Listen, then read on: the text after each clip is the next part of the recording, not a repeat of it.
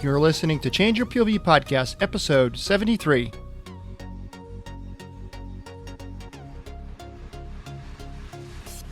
You know, the first thing is making your website user-friendly. Everybody thinks that a website isn't important, right? You read what's out there, and people are like, oh, you don't need to worry about your website. Your website isn't important. And I always tell people your website is where you want to drive all traffic to. Social media is great. Trust me, you're talking to a guy with over 29,000 followers on Twitter, so I'm not going to tell you social media sucks. But your traffic has to generate to a website. When people go...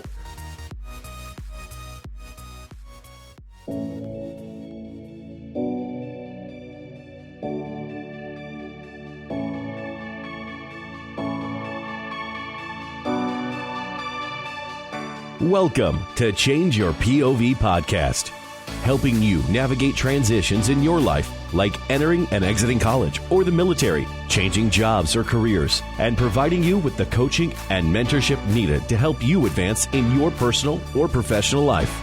Sometimes all you need is to change your point of view. Now, here's your host, Eddie Lazary.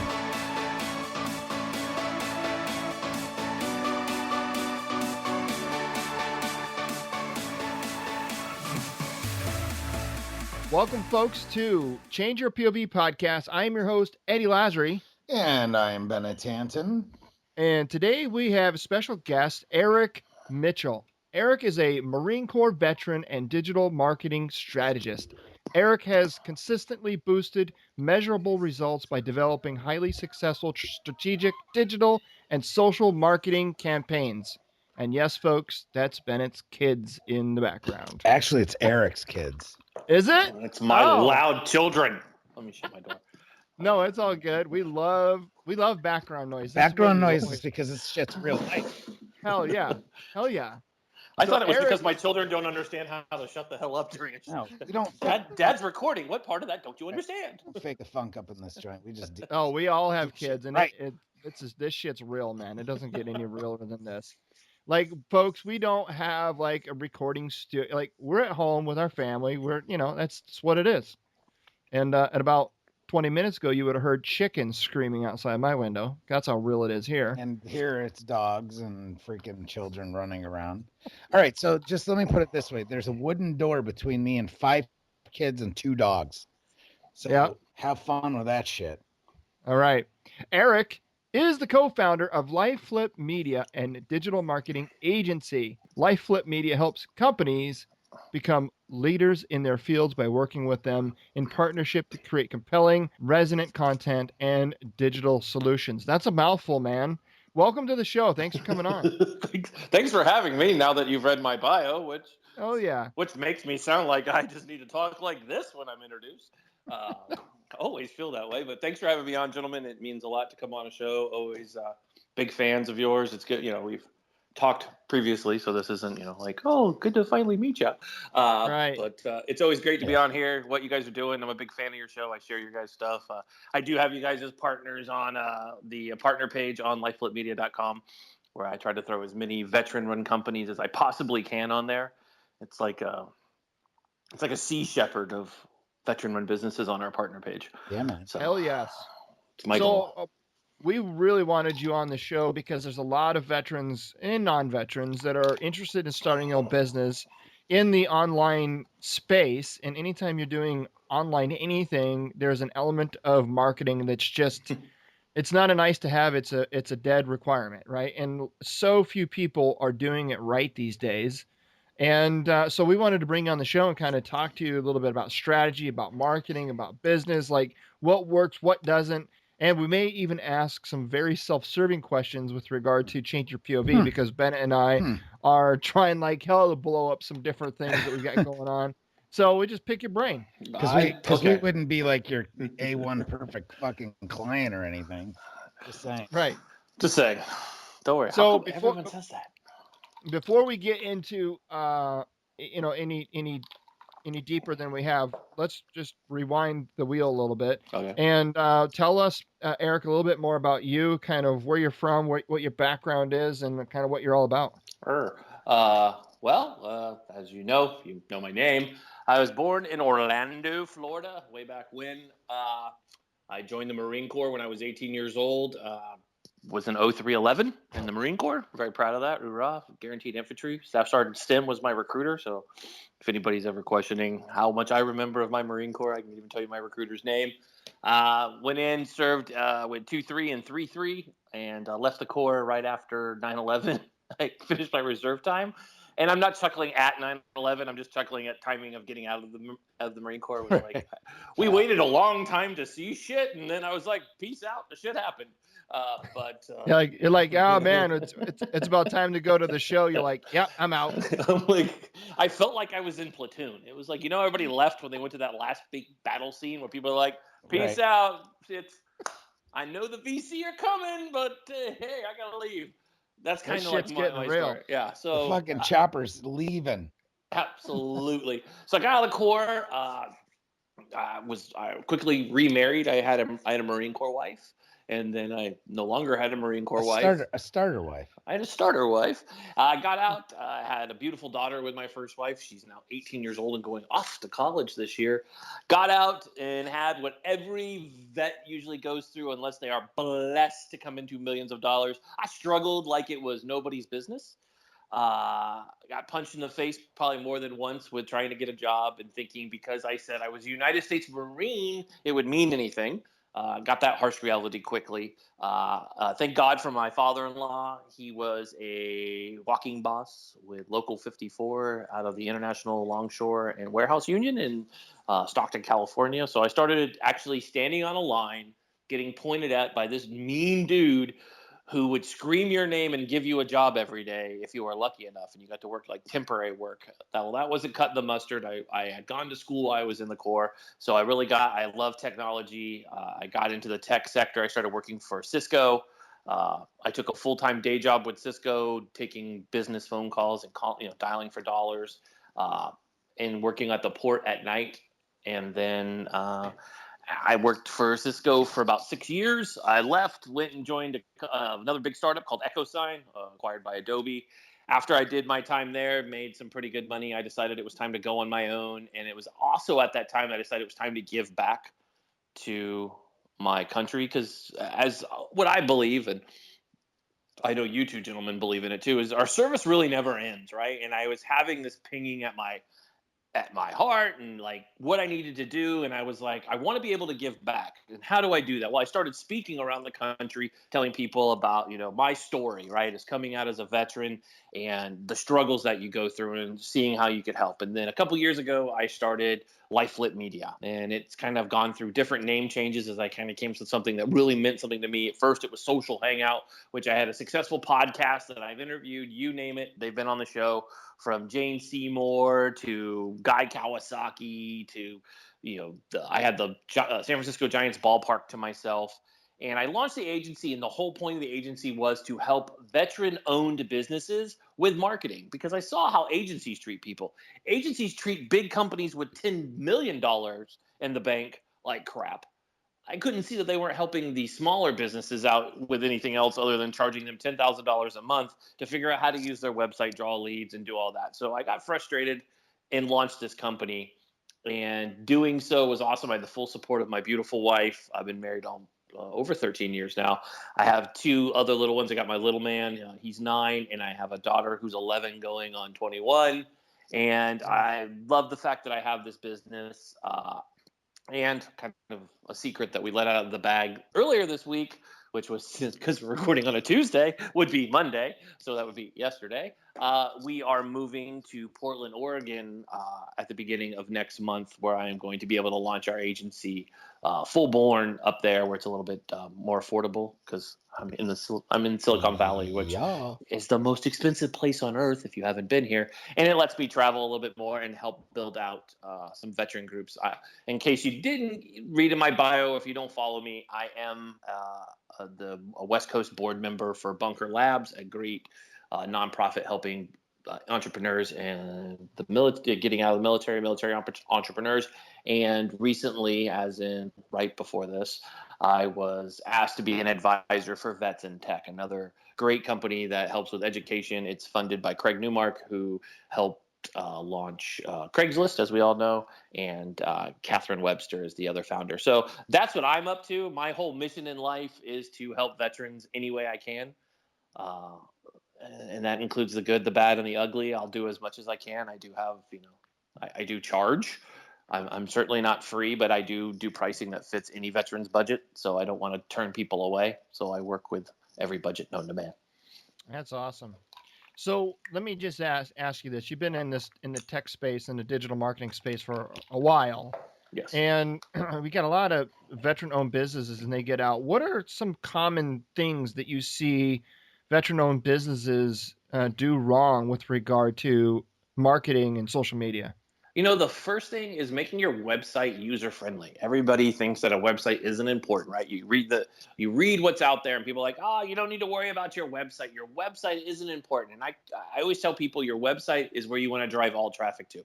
Social media is great. Trust me, you're talking to a guy with over 29,000 followers on Twitter. So I'm not going to tell you social media sucks, but your traffic has to generate to a website. When people go from Eric L. Mitchell to my website, LifeFlip Media, because I have it tagged on there, and I have my URL. Make sure in your social media, if you're listening to this, make sure you go into your bio line on all your social media fields and don't put your LinkedIn. If you have a website, drive your traffic to it, because that's where people are going to click, and that's where you'll be able to track it in Google Analytics, of seeing where people go.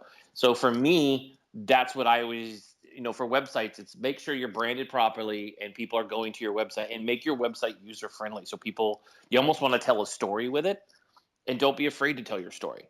And, that's kind of the keys to right off the bat, and brand yourself well. The second part of that is brand yourself, right? You have to do that. What do I mean by brand myself? If you're sitting in front of a computer right now listening to this, type in Eric L. Mitchell in Google. I'm the first whole page. That's because I branded myself to be I'm certainly not the only Eric Mitchell in the world. And I'm certainly not the only Eric L. Mitchell, but I branded myself that my name is everything. My Twitter handle is Eric L. Mitchell. My everything. I mean, even Snapchat, which I barely use besides if I'm just goofing off with the wife. That's the only time I ever use that damn thing. But, sometimes you can talk like a bee, and that's entertaining when you've been drinking scotch, okay? But you do need to brand yourself wholeheartedly and think about your brand, right? You don't want to be, what I do see a lot of veterans come out and they're like, and it's not a knock, but okay, there's companies out there already named Fidelis. I'm picking on my Marines now. You're not the first one out there. And Fidelis 1775, no Marine, you're not original either. Some other Marine already grabbed that. I get everybody wants to put their military in there, but don't create some hashtag or create something that has your MOS in it, because only you are going to relate to that. You need to have it where you tell a story. Stay with the most common stuff is talk about how you support veterans. Brand yourself in that community. It's a very great community. And that's one of my biggest marketing things that as I sit back, and where I screwed up the first few years, it wasn't targeting people that automatically want to help you. Veterans were unique. We want to help each other. It's a band of brothers and sisters. We're all warriors together. It's a rare percentage that don't agree with what we're saying. It's those other ones that are like, we should hug terrorists. Those people, that 1% of veterans. But I'm talking about the majority of us who are like, how can I help you? How can I get your business? What does your business do that maybe I could, I don't know, spend $10 on it, right? You want to do something. So it's a good crowd. Attack that you're a veteran. So I think that's the first off advice. I mean, I could go on this for forever. Well, so let me go back, and this is a personal story for me. And I've spoken with a lot of veterans, and they all kind of resonate with the same kind of thought process. As veteran, you're in the Corps, you're in the Army, you're whatever branch, you're in the military, and you learn a different way of thinking. It's a different way of being. You learn that you are just one cog in the wheel. You're not an individual. You are part of a team. And although you and your job are important for the completion of the mission, you are to some degree expendable, especially 0311s, right? I mean, that's kind of the nature of the beast. And you are replaceable, and it's all about succession of command. And then you get out of the military and you start your own business, and now you've got to go from this, I am just a small part of a larger team, and I am relatively insignificant, and I am more of in a serving capacity. And now I own my own business, and now I got to almost kind of be like, I got to brand myself. I got to put myself out there as a leader in a space, as someone that's confident in marketing. And it was difficult for me to position myself, even in LinkedIn or wherever social media I was on, or digital marketing space I was in. I found it difficult to talk good about myself or talk up on myself to try to market myself. Do you see veteran-owned businesses struggle with particularly branding themselves? I do. It's difficult, right? Because you don't come from that, like you said, you don't come from the me world Mm-hmm. that you see out there. I mean, if you look at social media today, just go out there and these, it's funny, and I've butted heads. My kind of haha moment is I butted heads with a lot of these social media people that are out there, because they're all about me, right? Social media is the supposed reason you just need to brag about yourself all the time. And as veterans, we're not good at that, right? We don't know how to do that. It's like my bragging Well, rights are most of us aren't good at most that, but there's most there's yes. there's plenty that are. But Well, yeah, but you for know the what I'm most saying. part, For yeah. the I most, mean, thank like we God. said earlier, there's always a couple peanuts in the turd. So we always have to deal with those. But I mean, for the most part, the business owners that are out there, branding yourself is hard, but you have to be able to. I mean, that's kind of what I see myself as, is trying to be a beacon, and we need that because so many other folks don't. They can do that. They can find what they're calling influencer, right? Influencer marketing, which is great. It's always good to find it, but you have to have some leaders of industry where you go do that. And when I think of veterans that are out there doing that, I don't think of the standard, Medal of Honor recipients that are out there. They're doing their thing, right? They're talking with Toyota and raising for their foundation and all of that. And that's not to knock it. If anybody's listening going, oh my God, he doesn't think those are important. No, I think PTSD is a huge problem. I think the veteran homeless problem is a huge problem. But there's also the business problem, right? Veterans, we need to be able to run businesses, because the ones getting out want to run a business. We don't want to work for somebody. We already spent time working for somebody. Well, We've already, the numbers are clear, and we need to get back to like World War II numbers, where 49% of all veterans returning from World War II either became entrepreneurs or business owners. Yep. Or ran businesses. You know what I mean? And that Yep. just doesn't happen right now. It's like 9% right now or something like that. It's about the number. Yeah, it's horrible, because you have to look at it this way. You think about it this way: when we're talking numbers, 250,000 brothers and sisters in arms are getting out every year for the next 5 years. Think about that. And of that, an estimated about 25% are going to want to start their own business. Okay, well, we have a huge problem on our hands, because the government's not ready for that. We're barely ready to handle those kind of numbers to come into the economy. And those are qualified people that you would give, if you trust them to defend the country, you could trust them with any job in this country. Because that's my belief. But we're not ready for that, right? I look at the economy, I look at tech markets. I do, because far too often the crowd you walk into is, especially for me, Silicon Valley, West Coast. I walk into a startup and I'm here to teach them about branding. And I look at them as hoodie wearing, Converse looking 26-year-olds. And I'm going, I served with guys like you. But they were 26 and had done something, and you're 26 and you're wearing a $5,000 Rolex. And I'm trying not to judge you, going, there's dudes your age right now sitting in the crap, and you're telling me you're upset because your coffee's a little warm. You're, right? It's this whole like different way we look at things, right? Veterans look at things broad strokes, where these guys are like looking for the minute and how we do it. But we have a problem. It's going to get larger. We do need to get back to the World War II numbers, where these are hardworking people. And I mean, we saw it a lot in the last 2 weeks, where this whole race thing was brought up, right? And all the veterans were like, well, dude, we don't see that, like, because we're like veterans, and Right. we're like Marines, and like we don't everybody's look green, that way. kind of. Yeah, we're like everybody's green, and it's, to me, it's like my wife would look at me and she's like, "You're so frustrated," and I'm like, because people don't get it. We're I mean, as much as the media would love you to believe that we're all PTSD, running around with loaded weapons, drooling out of the side of our mouth, and wake up in the middle of the night and clean our weapons and want to go on spree killing. No, we're all not like that. I mean, we're not? what's hysterical Sorry. is like, so a few of my buddies, you know, are they're black guys, right? Yep. Few of my army buddies who, oh my God, it was I mean, we used to make fun of these people that would make race an issue. Like, we used to sit there and get drunk and clown these people. Like, seriously, you are the most ignorant people on the planet. Like, I don't like to get all political and whatnot with it and not get involved in it, but it's Yeah. so asinine that I can't even handle it. So, so you bring up, But that's but I mean, we were bringing up the veteran thing. I mean, so I mean, not to get off. No, I don't want to make it not. political. No, it's not. But at the end of the day, you know, I mean, are there veterans that are racist scumbags? Of course there are. Of course there But for the most part, I don't see it. Not the way that regular America is. Number one. Number two. All right. So back to the whole branding thing.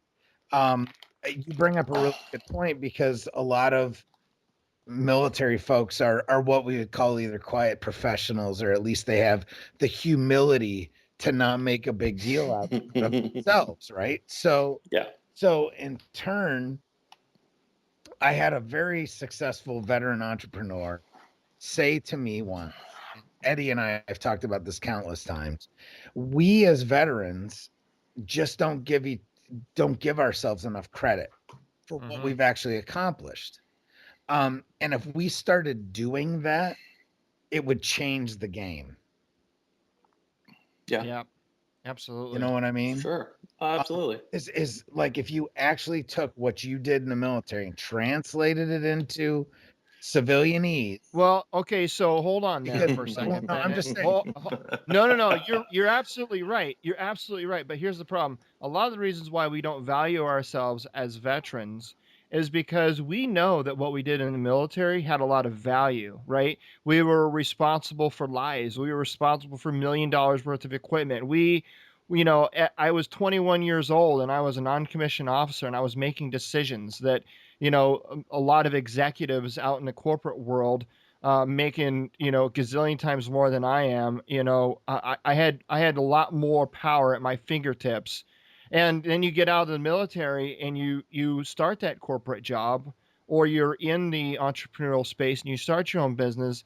And a lot of veterans can't find that correlation between the experience that they had in the military and what they're now doing in the civilian world. And they think because they can't find that connection, that what they're doing what they did in the military no longer has value. And so they end up devaluing themselves in the civilian world. And let me just tell you something here. I am very adamant about this, because this is me, 10 years ago. And I got out of the military. I started my own business. I failed because I didn't know what the hell I was doing in terms of business wise.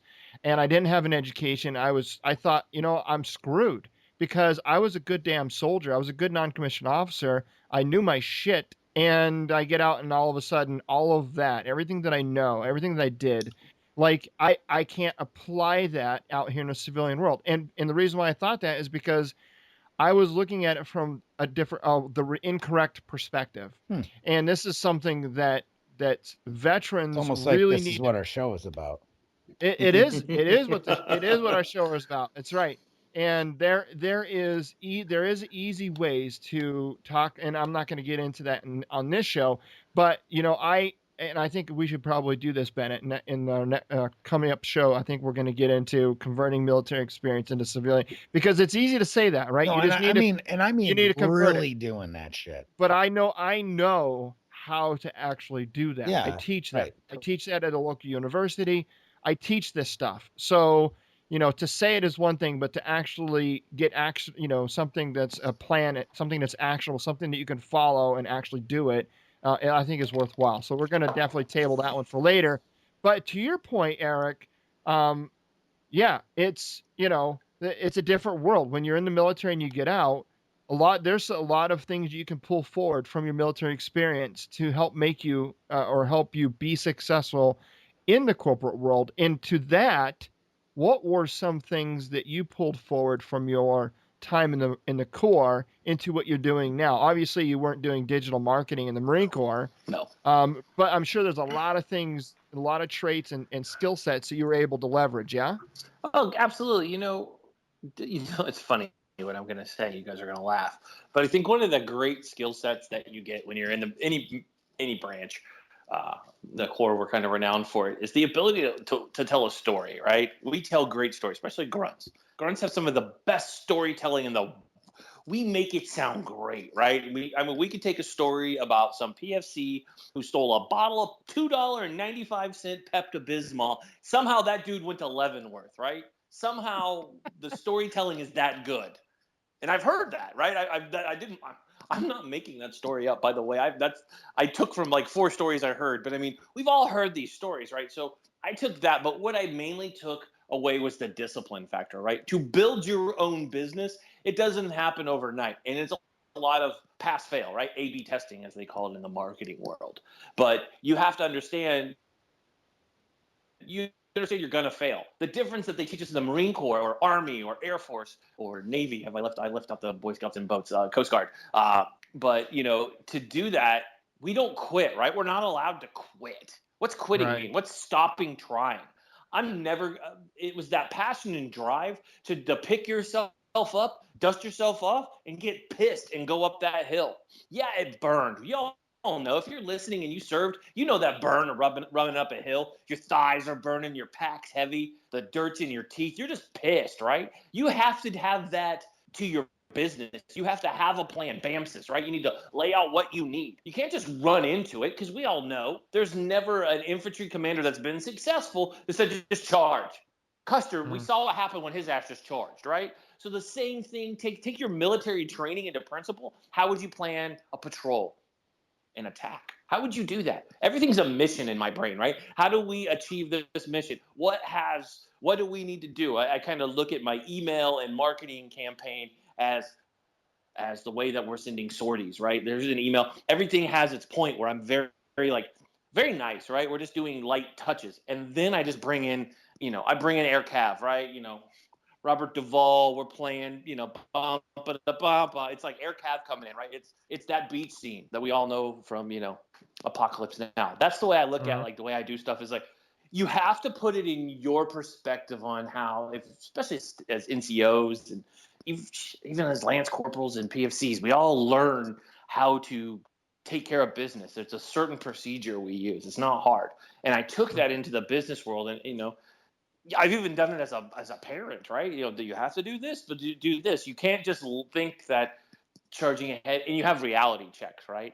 When you go into the Corps, you're not going to become a sergeant, like, right tomorrow. You know that. Right? You're not like, holy crap, I'm Sergeant Mitchell. No, that's not how it happens. Well, unless you're Bergdahl, but that's a different story. Oh, Bergdahl thinks he's also Jason Bourne, too. So, yeah. Oh, my God.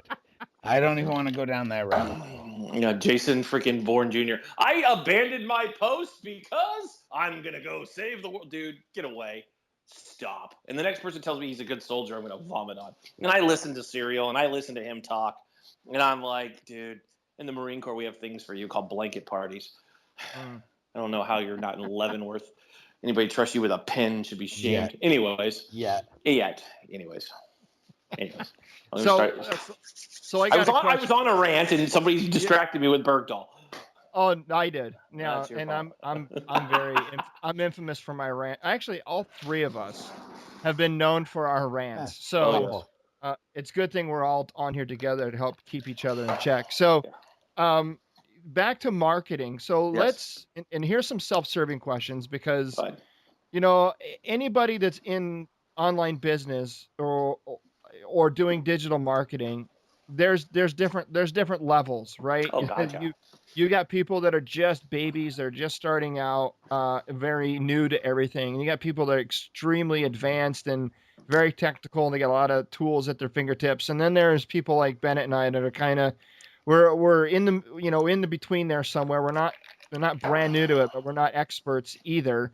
And we're doing a lot of bootstrapping, and we're doing things the hard way that there's probably tools out there that could help us do it better. Well, there are tools out there that help us do it better, quicker, but there are you more. need money for that. You need money, right? So right now, Bennett and I are in the thresholds, in the thrashings of trying to do some email marketing campaign strategies and building an audience. So what are some tips, tricks, hacks, ideas in your experience for those like Bennett and I that are interested in growing an audience and building an email list? That I love the question, and it all leads up to probably what I'll probably repeat myself 100 times over is storytelling, right?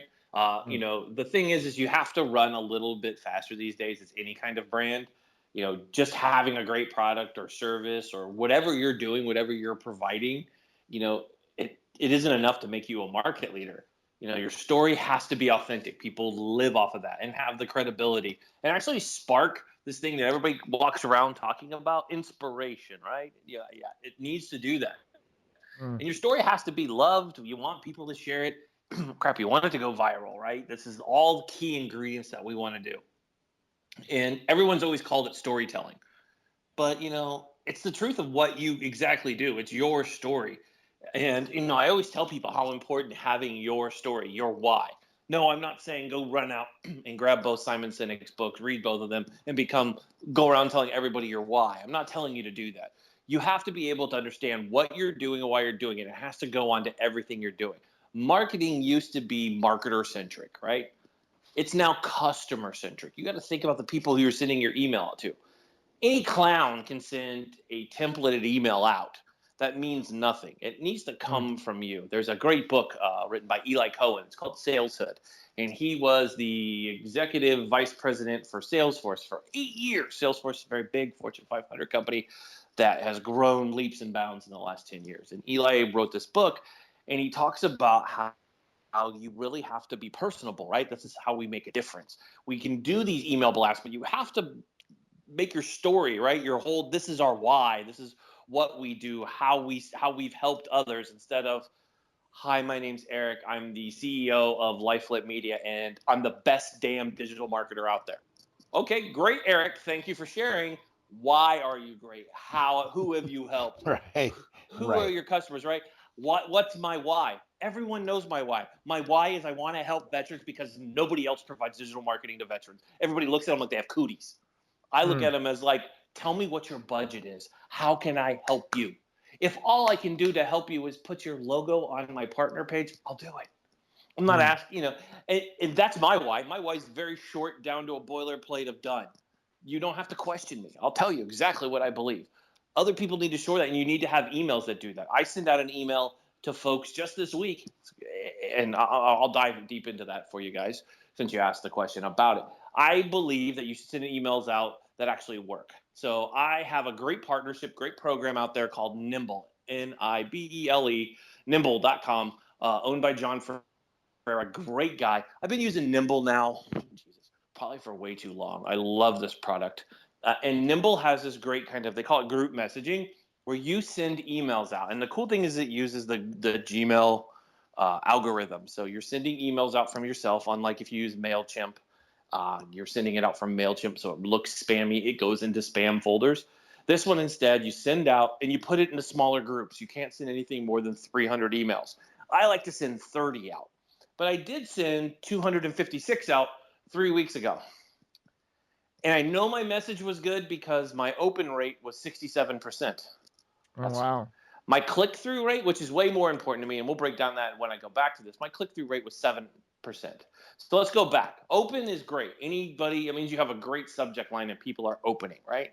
But when you're sending an email, you have to have your call to action, right? Whereas you hear shortly, its short acronym is CTA. So calls to action, you have to have a video, what they need to do, right? You're sending this email. Well, your story needs to be there. So make a video, have a podcast, an expert of your podcast. On this particular video I was sharing was Guy Kawasaki talking about why brands fail when they try to hire big agencies, me making my own pun off of why big agencies suck. And then, call to action, contact me, reach out to me. I want to help at the bottom. And people were clicking through. They were watching the video. They were going to the website. and I watched, and since I sent that 296 emails out, I've watched my website go from 20 visits a day to we average between 75 and 100 visits every day of the week.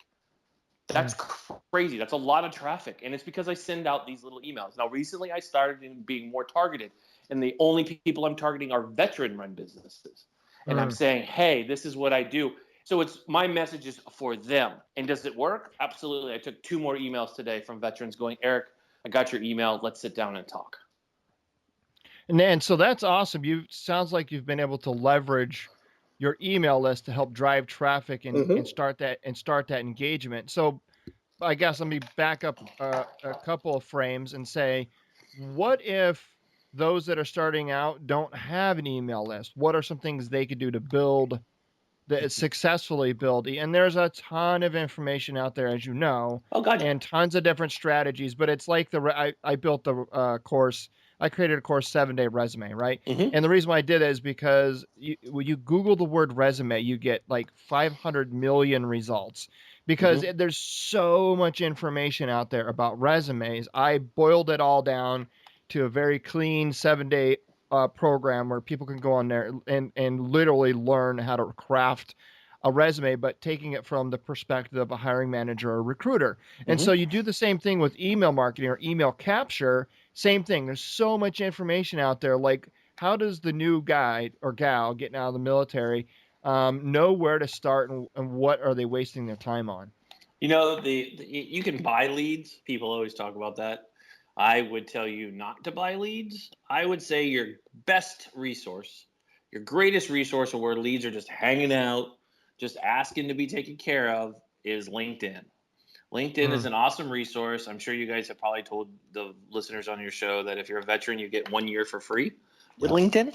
So make sure we share that link again. But if you're on there and you're building your portfolio, your LinkedIn, the reason why LinkedIn is so important is because if you don't know, you can actually go in and pull an Excel spreadsheet of all your connections. Oh, I didn't know that. Yeah. And how the hell you do that? You go in. Oh, here we go. We're gonna do a training course because I happen to be staring at LinkedIn right now.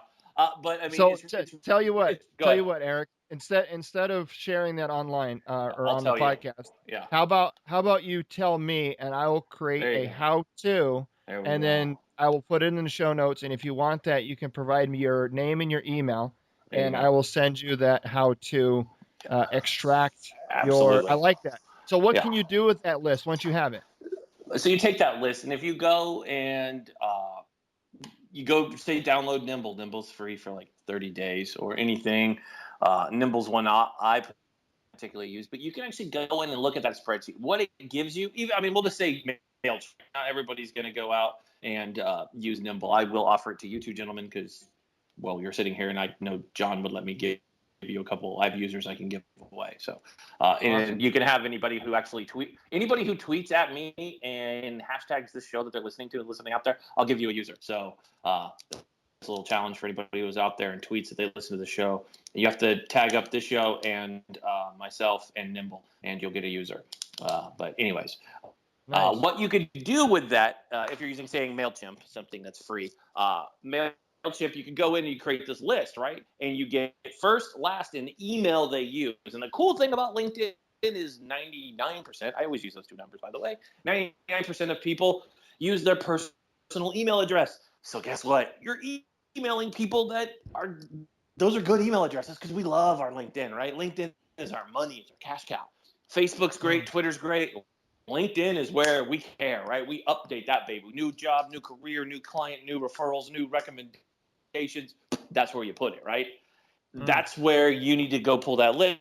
And the cool thing is all you need to do is put in there, and I'll share it as you put this together, Bennett, for this group. I will send it over to you, a screenshot of all the very simple word that I write at the bottom of all my emails is the reason why I'm emailing you is you connected with me on LinkedIn. That way they're not like, oh my God, what did I sign up for? What are you? Right. Yeah. Right. So you put that on there so that they reference where it came from, and you send that list out. And it's easy. No, you're not going to be like me with 10,000 connections and have an endless supply, but you will have a couple hundred, right? It's why it's so important to go out and connect. I stress this to every new business owner. Go on and connect. And know what? If you all are listening, connect with me and go through my connections list and ask me to, I will connect you with every swinging you know what that's on my list. I have no problem sharing my network because there's people out there that need to know who you are. You may have a skill. We all need to do that. We all need to share each other, and recommendations are huge too. Go on there and say, hey, I was, Eric was a guest on our show and he was fabulous and we should always have him back. hint, hint for a recommendation. No, but you do need to do that. I mean, for business owners, I think people overlook LinkedIn because they look at it as the crappy spam in-mails they get. And mind you, I'm not telling you to in-mail people.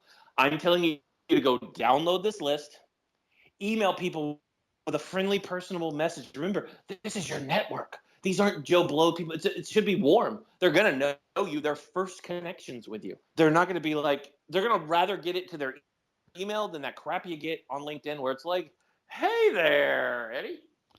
I know we just connected 5 minutes ago. Congratulations on your promotion at work or your 1 year anniversary for right. So would you like to buy a lead list?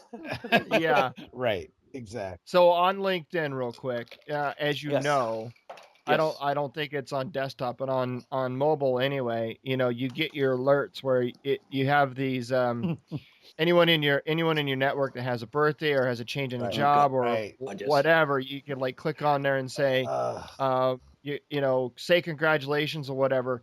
So 2 questions. 1, do you recommend that as an effective way to keep your network warm to say congratulations to people that like have a birthday? And 2, what do you do when you have a change in status and you get 50 people that send you that congratulations? Do you ignore it? Do you reply back? Like, how do you deal with that? So these are great questions. My honest answer, and this is going to come across people like, holy crap, no, he doesn't. I love to respond to as many things as possible when I do share a moment. My birthday, I despise on LinkedIn because I really hate the canned thank you. I mean, I do it. Let's just put it this way. I'm selective. I cherry pick who I send the congrats on a new job. If it's somebody I personally know, I'm like, yeah. If it's somebody I don't know, I'm probably going to graze over it. Yeah, I mean, you know what? I guess you're right. I'm the same way. It kind of looks creepy. I wouldn't be like, if I don't know you, like if we've never talked on the phone, you haven't sent me like some message like I'm mentoring you, or I don't know, you listened to a podcast and you liked it. You're just some random Joe who's, got lion next to his name on LinkedIn. That means you connect with everybody. Dude, I don't care that you've now got a new telemarketing job. I frankly don't. And it's your birthday. Great. I don't know you. I'm not sending you a gift. So, but I'm selective. I just had a friend of mine. I went to high school with her, and I saw that she had a new job. Did I send her a message? Absolutely. And then she sent me back, cause some people don't get LinkedIn, right? Some people don't know that's an automated message, and they'll be like, "Oh, thank you," and I'm like, "Oh yeah, I really." Yeah, I sent that from the wrapper. Right. Thank God for LinkedIn because they just reminded me that it's your birthday or whatever. Yeah. That's awesome. I do use LinkedIn quite a bit though. I mean, you know what though? I don't use it effectively, and I don't use it for what I should. I think I'm gonna start because I've got a shit ton of contacts. Yeah. And it doesn't hurt to do that. I mean, if you're gonna build a brand, that's the fastest way. And it really is the place. Yeah, because people are there. You get more. I mean, it's a natural filter. I mean, let's just put it that way. I mean, there for the most. So do you recommend writing posts on LinkedIn and posting it out like you would on as frequently as on a blog, or what's the value in posting at all on LinkedIn? Another great question. On LinkedIn, I believe in the number 2 to 3 a day. I like a morning post.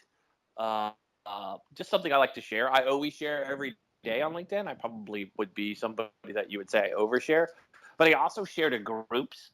I love belonging to groups. We'll go to that next after this as my child slams the door to leave the room because he's being quiet. It's like, dude, he's like walking by me going, shh. And I'm like, you just slammed the door. You would fail in boot camp. You don't know how to be quiet.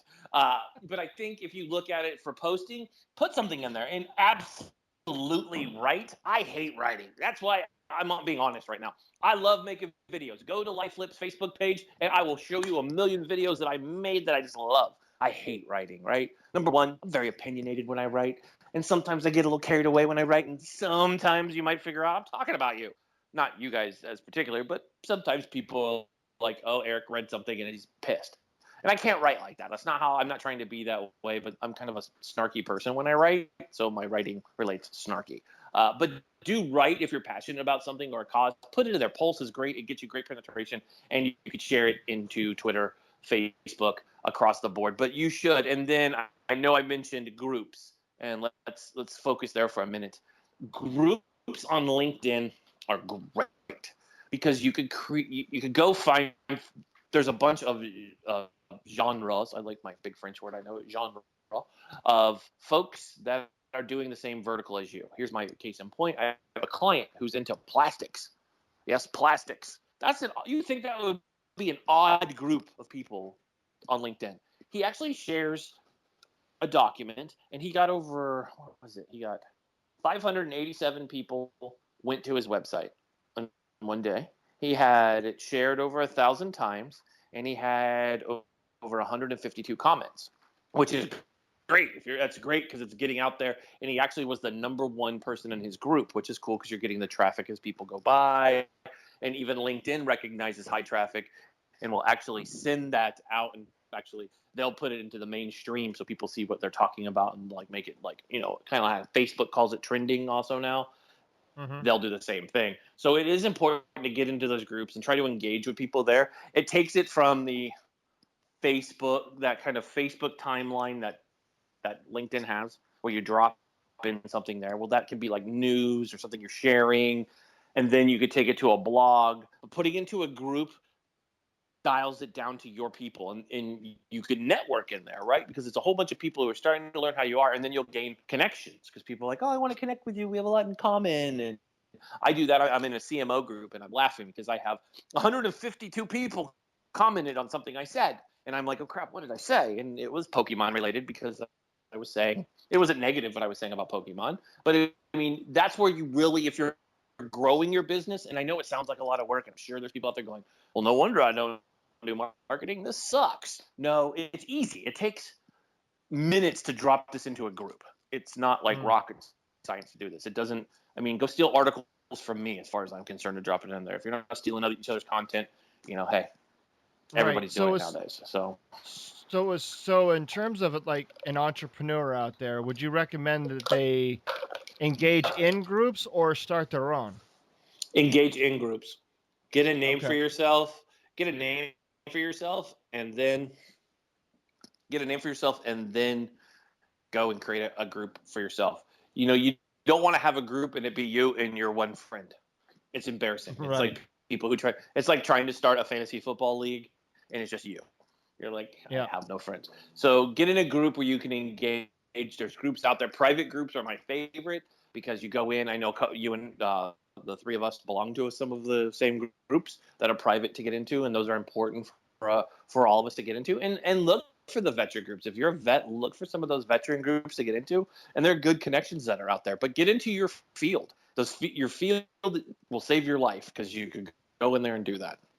Now, can you also download the emails of those in the group that you belong to, or just your profiles? Just your connections. They have to be just your connection. They have to be a Series 1 connection with you. Okay, that makes sense. Yeah, so it's safe. Cool, that way you're not getting a lot of spam because it's something that LinkedIn doesn't go around bragging that you could do. But I think LinkedIn is a very effective social media tool. I think dabbling a little bit of Twitter on top of that is a beautiful thing. Twitter is a great, I have a constant love-hate relationship with Twitter. On a personal note, I built my brand on it. I don't like that people can get away with posting certain things on Twitter, and Twitter doesn't do anything about it. Our friends at ISIS, our friends who plan, violent protests against police officers are posting that on Twitter, which in my military brain is going, who the hell would post that? Like, it's not like the Japanese were like, hey, we're bombing Pearl Harbor at 7. Right. Yeah. Like, to me, it's like your strategy sucks. But I mean, this is Yeah. a whole different generation that doesn't think like we do. Like Right. who's out there advertising? I mean, could you imagine in World War II our enemies doing that? Like, we're coming to Normandy, all of us right now. We'll be there at 7. You can live stream it. We'll be there. Yeah, live stream it. Facebook Yeah. Live. We're there. Right. Yeah, so I mean, I think Twitter's important that you do get your business out there. You can put your blogs on there. You can share your friends' content. The rule of 411 is a rule I always tell folks to follow. That's 4 pieces of whoever you're partnered with. If you have partnerships like mine that I have with you guys, I share something of yours once a day. I share anybody else that I'm with. So it's like 4. So I tweet way more than 7 times a day. I average between 25 to 35 tweets a day. I'm pretty active. I love getting my message out. I'm also at 29,000 followers, so it's hard not to be engaging and tweeting. I do get a lot of traffic that way, but Twitter's a great place to build your brand because people understand who you are and you can answer questions. And that's another thing business owners need to remember is your fans are going to respond there. And then Facebook, I love Facebook. To me, Facebook is my favorite place. Facebook's fun because you can have your private groups, you can have your page with your business, and you can monitor that. And it's cool. LinkedIn tracks a lot. It does a lot of stuff, and you can buy ads, and it's so cheap to go out and advertise your business and get people to come to your website and visit you and buy your product. And if we're talking about online marketing and online sales and online companies, Facebook ads is where it's at. Making a cheap video and putting it out there and getting a $50 ad spend to hit a certain number of people to come to your website or buy your product, you will never find that anywhere else. It's where the market is. Keep in mind that half the world's population is a subscriber to LinkedIn. That's your target. Everything else is nice. You know, the business side is LinkedIn, so you get the CEO types. On Facebook, not only can you target demographics, city, you could even go down, and people miss this, you could even put employers. Walt Disney, United States Marine Corps. I'm doing an ad right now for a customer who's pimping out. You'll probably see me advertising for what candidate looks like a Pokemon. I've posted that a couple times today, and I was paid to do that. And we're targeting certain, like we're doing the RNC for one and the DNC for the other. And, you know, it's easy. You're targeting Cleveland, you're targeting Philadelphia. But going down to who people support, right? We know who the candidates are. You could actually go down and get all the way nitty-gritty with that. So you're targeting people who are out there. The audience I'm targeting right now is 5.9 million people. Oh, wow. Yeah. That's an incredible thing for a small business to be able to do. For $50. We are new. We are relatively new to Facebook advertisements. We're dabbling in it a little bit. Yes. And we're equally as new to the Facebook pixeling for redirects. Yes. So when you're marketing, how important is having a pixel set up on your site in order to track who's coming to your website? It's very important. You want to be able to. You want to know everybody that comes to your website. If the first thing you do in the morning, besides check out, I don't know whatever. If the second thing should always be check your Google Analytics. You should know how many site visits you're having. You should know where they're coming from. Are they coming from your paid, from your organic? You should know what your bounce rate is, how long they're spending there. You should geek out on knowing everything about your website because you want to make sure everything is driving there because it shouldn't cost you $5 a lead to drive it to your website. Because you need to drive, you want traffic to your website. You want everything to go from there, right? It's kind of like, it's storytelling. It's pushing them there. Because when they're on their website, you have them like a Venus flytrap, right? You're like, right, you're here. Now I'm going to tell you a story. Go read my blogs, watch my videos, listen to my music, read my why, see who I've helped. Here's who I've partnered with. Kind of give them the whole, like, it's like Disney. And you want to give them that. So I think some people miss that when they do it. They're like what goes back to your first question, website. It's like everything drives back to there. You go to LifeFlipMedia.com. I bled over making that site. Okay, that thing has been.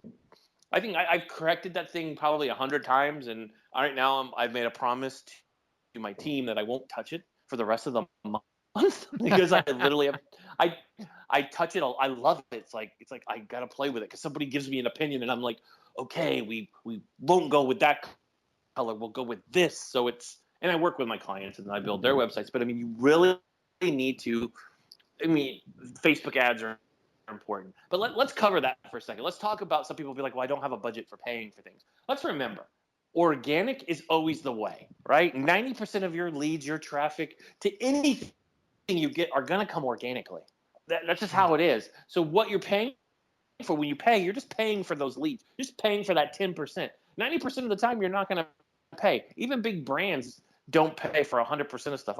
You don't need to boost every post. If you have a video you want to get out, I did this July 4th. I'm sure you two saw it. This great video I produced that was about Bunker Labs with the American flags and singing and, you know, all diversity and all that good, you know, hoo-ha, veteran, yay kind of mojo that I put on there. I paid for that ad. That ad got over 4,000 views. It drove, way too many clicks to my website. And I think by the end of the month, I'll be able to say I signed 5 customers from that. Do you know what I spent on that? Do you know what I spent on that? I don't know, $100? Oh, Jesus, you wish. $33. And hold on, I'll tell you, I'm looking right at it. It is a whopping $33.86. Wow. Mind you, I'm closing deals that average deal size is much bigger than that. You got to think about, you know. So, is it a win? Yeah. Is it a risk for your business? Yeah, business owners. You gotta pay to play. So how are you able to tell that return on investment in terms of website traffic? Is there a way in Google Analytics to track, you know, this ad that I put on Facebook drove X number people to my website? Absolutely, because you're going to go embed your Google Analytics into your website using their HTML5 code they put on there. And then, you know, what you want to do is you'll embed your Google Analytics. You can get a code from Google Analytics, embed it in your website. Then that speaks in turn when you go to Facebook page. Once again, I swear we just need to sit down and I'll send you how to do it. But you go, long story short, you go into your Facebook Ad Manager. It gives you a pixels code. Put that into your website. It then shows up in your Google Analytics, and you can see your ad because it'll say ad, and you'll know where they came from. And then you could be like, ta-da, that's where you came from. Because most people, awesome. I mean, to be honest, most people are going to tell you where they came from. I mean, it's funny. Right. People are like, I saw you on Twitter, and I saw you on Twitter, and you think I'm like, they're like, oh yeah, I saw you too, or you just have to be alert to your traffic. It's a lot of, I mean, I pay attention to it, and I have so many different forms that that's a whole nother episode, and we should probably do like a webinar or a video where I show and tell. But really, it's, you know what's coming. Like, I use TweetDeck and I use Hootsuite. TweetDeck because I have multiple handles that I handle for customers, and Hootsuite because I track analytics on there. And you can actually, you want to pay attention. If you're a business owner and you are on social media, you best be paying attention to your Twitter feed. You best pay attention to your DMs. If somebody's saying, I want your help or need something, you don't want to leave them there for like a week, right? Because that's not good. And Facebook helps you. Facebook has it on your page. Facebook actually gives you a badge if you have a great response time. Yeah. Because if you, it's pretty cool. So you want it. That's why I love Facebook because of it. Don't do Twitter ads. I'm telling everyone don't. Twitter's like, don't say that. We're not confirming your handle now, Eric. But they probably are. But I'm like, I have a lot of followers. But, you know, Facebook is where you should focus your business. Because of that, you can drive traffic to your website. They're the only ones that allow that, right? Facebook straight up will say, do you want to promote your website? Yes, I do. Right. Well, here you go. And you just have to, don't be like so many people are like, well, I'm going to go throw $100 at it. I'm like, no, do the traffic. Where are you realistically targeting? Yeah, don't target India. Don't target India. It's like I've been making these videos, if you've seen, for POV, for Change Your POV and for Cigars and Sea Stories. Yep. So I have done some strategic Facebook,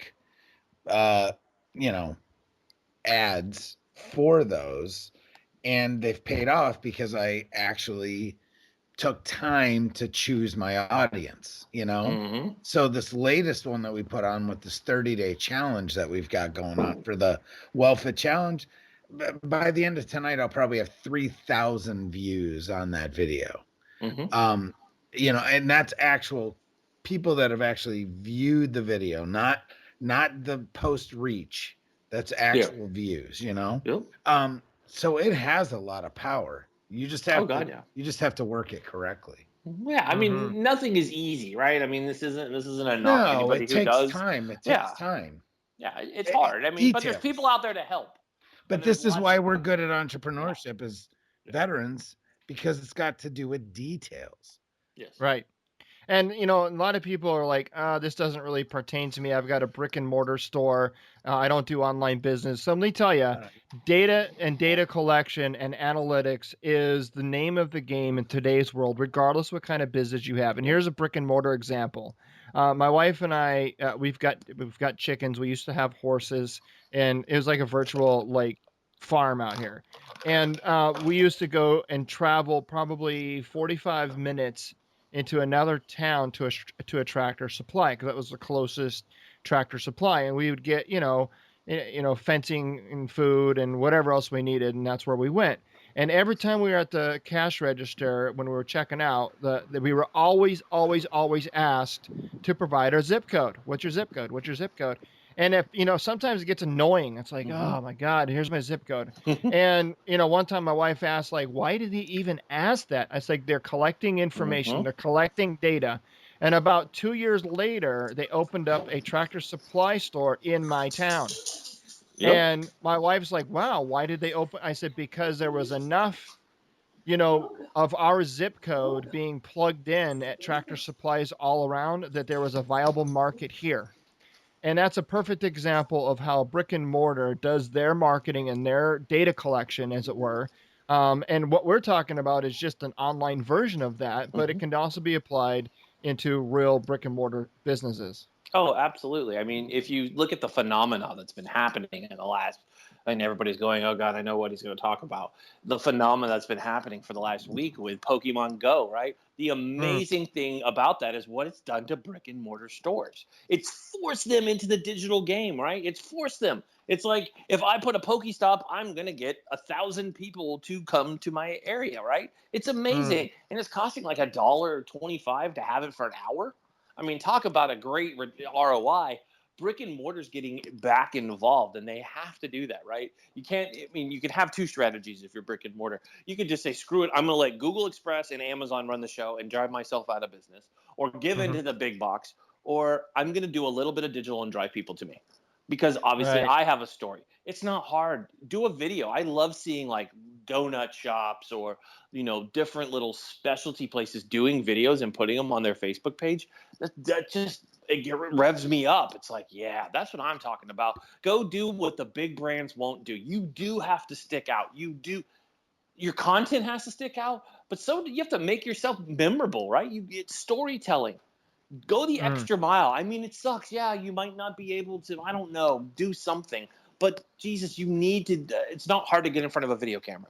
It's not hard to make a video. It's not hard to call somebody like me or somebody who will come film you and charge you minimal dollars to have a high quality video with you talking about your business.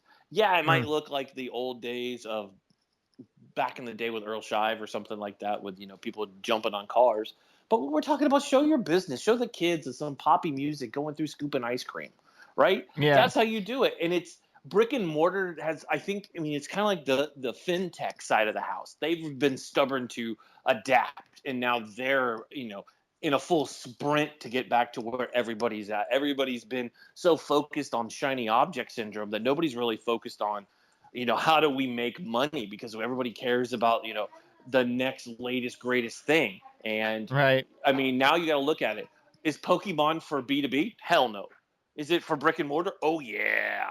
You see these people running around like geese heading south for the winter, right? I put a great Facebook post on my page today talking about, it's actually got a picture of Cat Williams with his head tilted sides. It says the folks online bashing people for playing Pokemon Go, and then it's got him like turning his head sideways, but it says are about to start drafting their fantasy football teams. It's true. Like, you can bash it all you want, but you're doing some geek shit too. No. It's true. There's a lot of things going, and my thing probably everybody listening here isn't probably some gigantic brand. So, I can say this is you got to think about your businesses, where it's going. You're going to see in the next 6 months that something called MR, which is marketing reality, which is also known as AR, augmented reality, something like Pokemon, is going to take a huge center stage. And there's a lot of big things. PlayStation is releasing their new amazing MR, AV, augmented reality, this just amazing video game that's very headset driven, as you have seen with Oculus and all of these. You can't get focused on that. Don't worry about that. You're not Best Buy. You're, Right. you know, you're you. Focus on your business and tell your story. Video is still very new. We're jumping ahead because this technology is still pumping away. People are still creating. But as a brand and as a marketer, make a video, make it personal, because as long as you know your why and you have passion, people will see it. You can't get passion through writing. You can't. And you can't, you have to make a video. I'll tell you, video comes before worrying about having a cool headset and chasing some stupid teddy bear and grabbing them with your phone. Make a video that people care about, that they could see what your business is, and it wins. Post relevant content that's about you, not bragging about yourself, but how you help others. And that's how you make a difference in your business.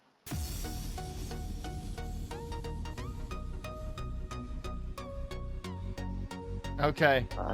Thank you, Eric. Where can people, I know you mentioned some of your handles before, but where can people connect and find and follow you? Awesome. If you're looking for me, like I said earlier, I'm branded as Eric L. Mitchell. So at Twitter, it's at Eric L. Mitchell. Instagram, same thing. On Facebook, I'm Eric L. Mitchell. I'll be the guy in black and white smiling at you. And on Facebook, same thing. I'm Eric L. Mitchell. And you can probably get a hold of me easiest at LifeFlip Media's Facebook page. So we're trying to get people to go like that page and like it like crazy, because it's embarrassing how low it is in like. I just blew it up. Started it recently. Today, so just so you know. Sweet. I love that. So anybody who wants to go out and check those out and visit lifeflipmedia.com. And if you're a business out there and you want to be on our partner page, we'd love to have you. And I want to thank you guys for having me on. It means a lot. You guys are great. You guys are doing great things for the veteran community. It's great that we stick together. I think that the one message we should all give out is our service never ends. And don't be afraid to put your paw in the air and ask for help. My email is ericlmitchell@gmail.com. And I encourage anybody who has a question to reach out to me. I'm not going to charge you to pick my brain or anything. Feel free to email me. It means a lot to me if I can just help you with any words of encouragement, tell you my favorite books I read, my favorite color. I wouldn't be here today if it wasn't for my awesome kids and my awesome wife who supports me through every stupid damn decision I've ever made. So, don't think you're weird as a business owner that you're like, holy shit, I'm screwing up. I'm like, trust me.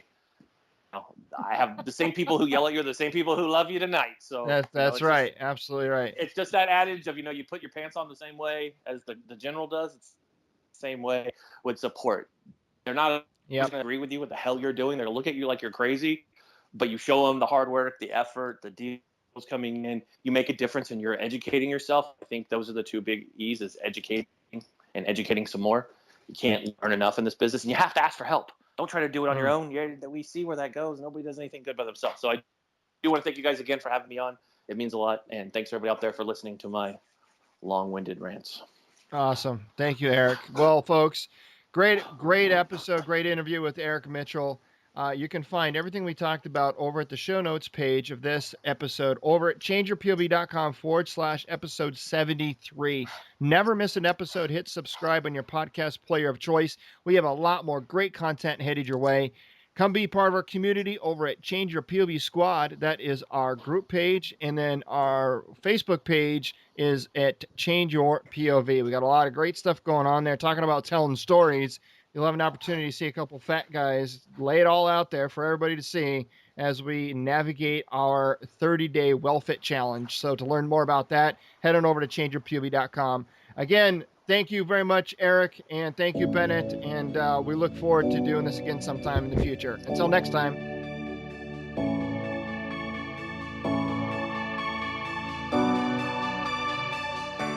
Thanks for listening to Change Your POV podcast with Eddie Lazary. Check out more content by going to changeyourpov.com. And remember, your ability and willingness to change your point of view will open doors of opportunity.